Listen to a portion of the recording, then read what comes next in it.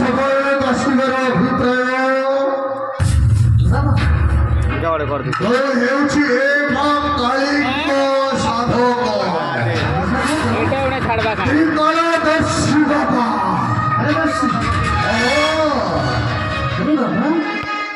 ତ୍ରିକାଳଦର୍ଶୀ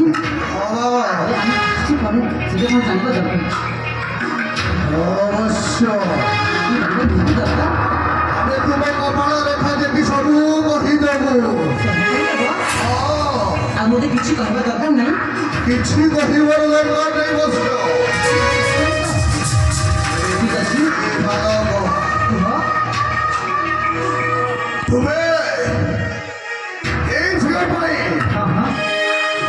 ଝିଅ ପାଇଁ ତୁମ ପିତା ମାତା ରାଜ୍ୟରେ ତୁମକୁ ବହିଷ୍କାର କରିଦେଇଛନ୍ତି।